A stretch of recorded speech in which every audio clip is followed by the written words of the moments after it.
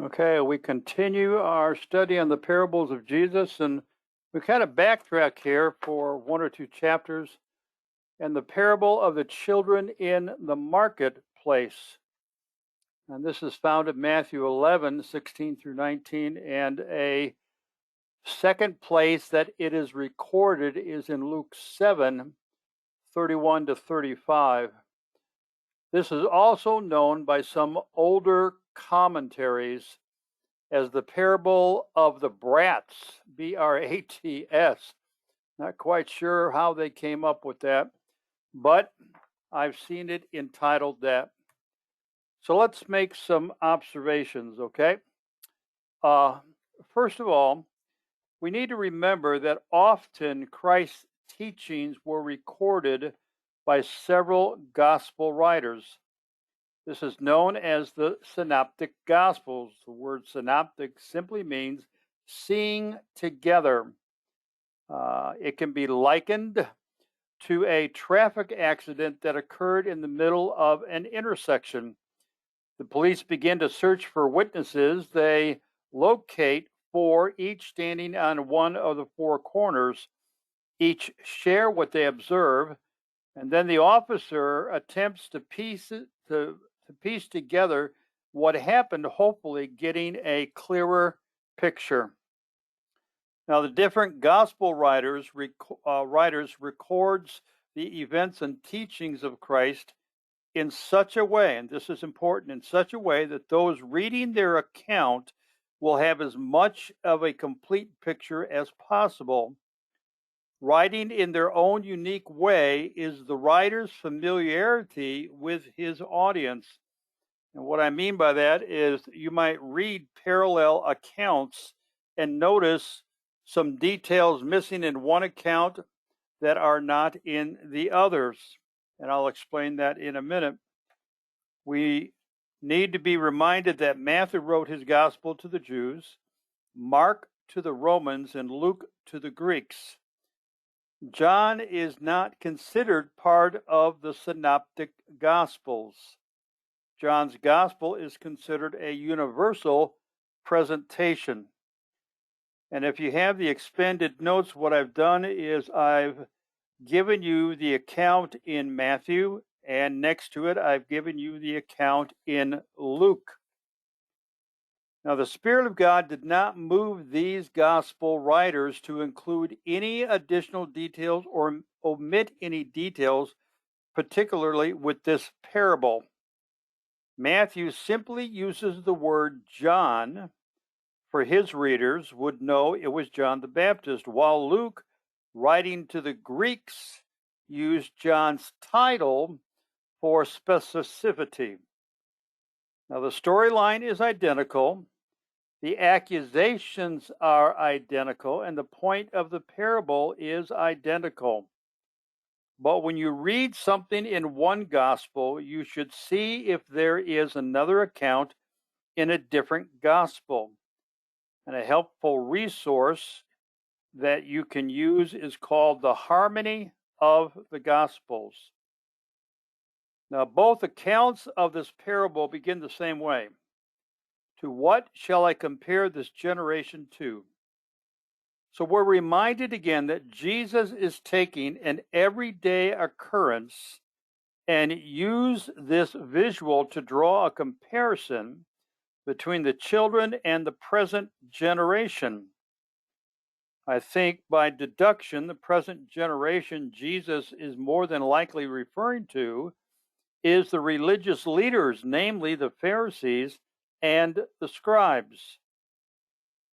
Now, when we think of children playing in the marketplace, we would shudder because of the inherent dangers. But this was quite normal and common.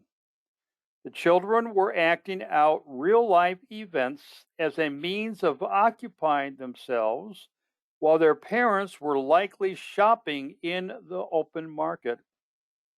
At one time, the children acted out a lively, festive event, perhaps a party or a marriage. They imitated playing flutes and dancing, smiling and laughing.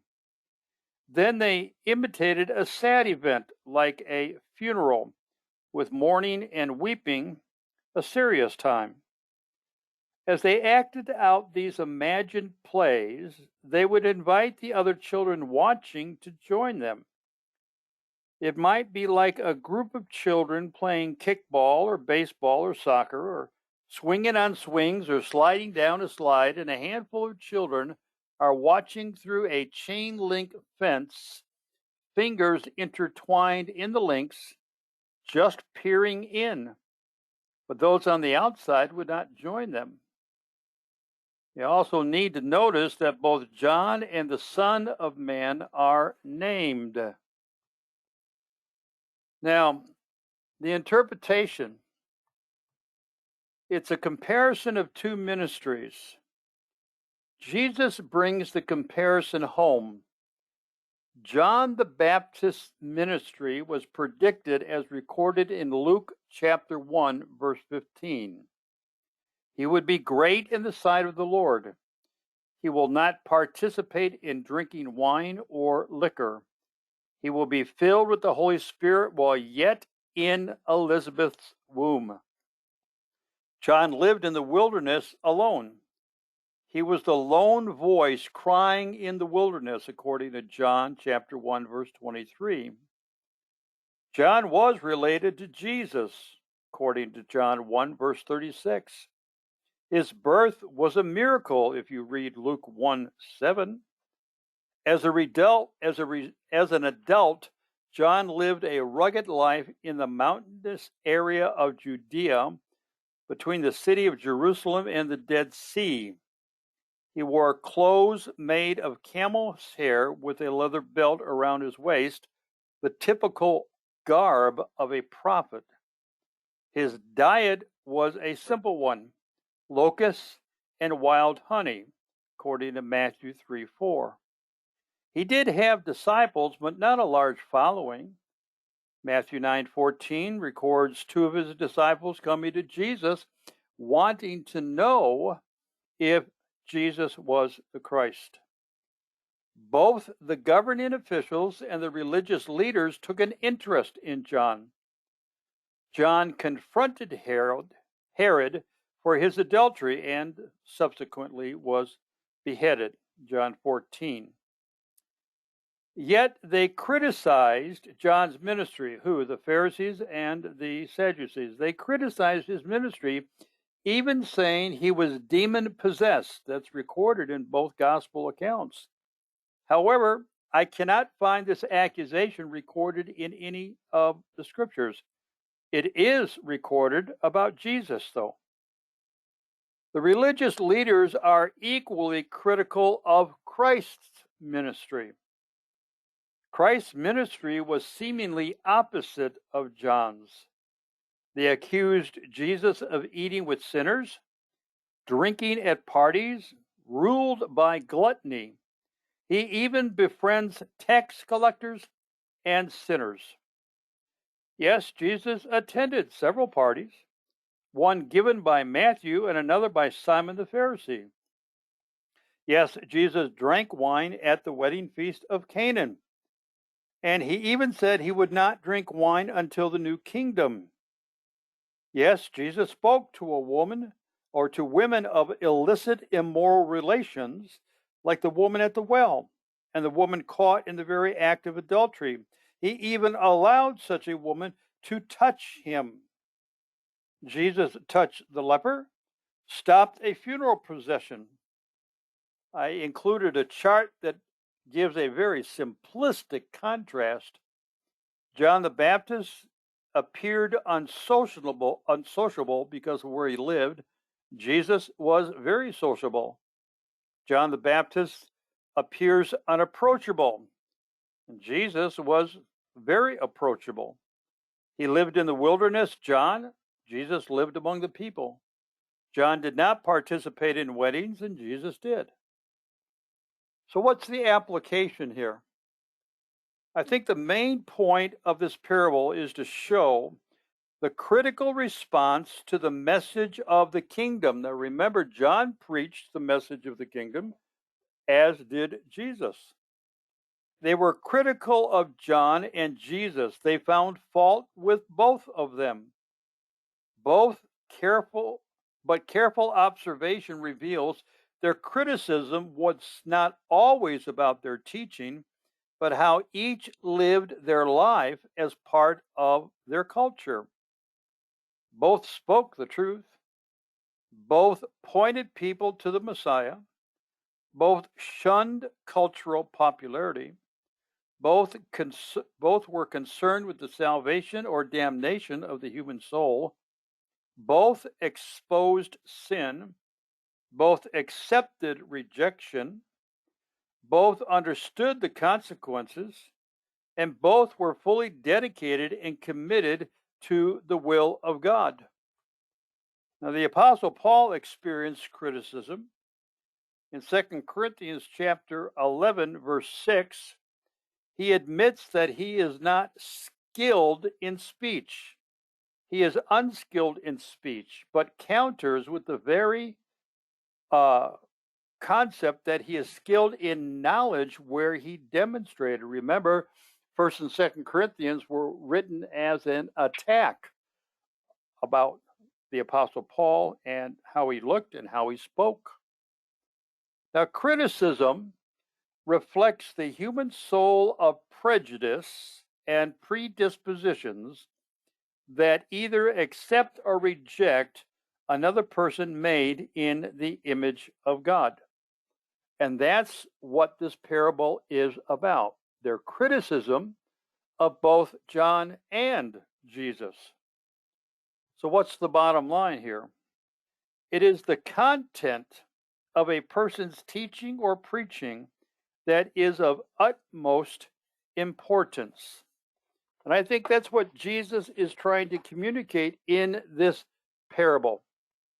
And that's very, very important for us in our contemporary culture today.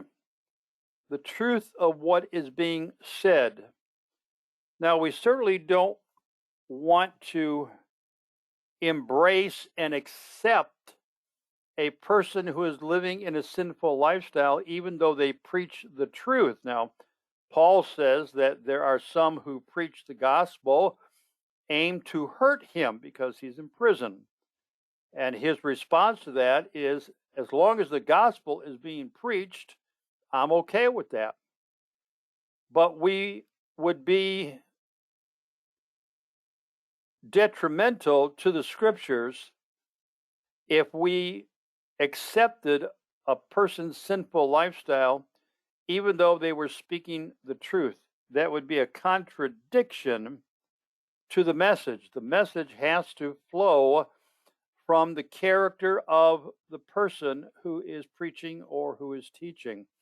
Both John and Jesus were exemplary in their conduct and in their relationship with people and in what was sin and how to demonstrate grace and mercy. They complemented each other. In fact, the scriptures tell us that John was the forerunner to the ministry of Jesus. John even pointed to Jesus and said, "Behold the Lamb of God that takes away the sin of the world." And we know why the Pharisees and the Sadducees were critical of Jesus, what their prejudices were and what their predispositions were, don't we? Their predisposition is the misunderstanding of prophetic portions in Isaiah and other areas of the Old Testament, that Messiah would come back on a white charger and wielding a sword and restoring the glory that Israel once had. But they misunderstood the timetable there, because that's is talking about his second coming and setting up the kingdom here on earth during the millennial kingdom. And they had their prejudices. We saw that. They would criticize the disciples, go to Jesus and criticize his disciples because they didn't wash their hands the right way. Or they were involved with things that they considered an influence or a means of contamination, like Jesus allowing the woman to approach him and even to anoint his feet. So it's a very simple parable, understanding the history, I think, of what is going on. And Jesus is exposing them. You didn't accept John and his message. My message is the same as John. You reject me. And the criticism that was there. And Paul, as I said earlier, experienced that. So, how does he compare the generation? He starts out the parable.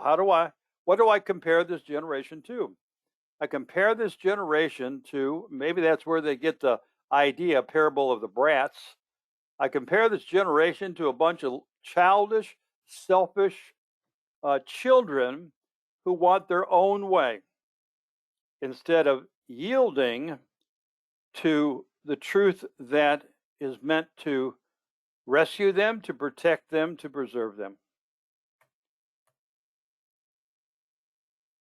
All right. I know that was brief, and I know I really messed up with the invitation.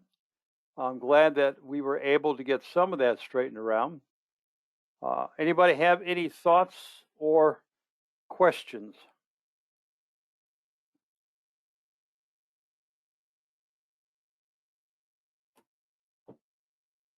Okay.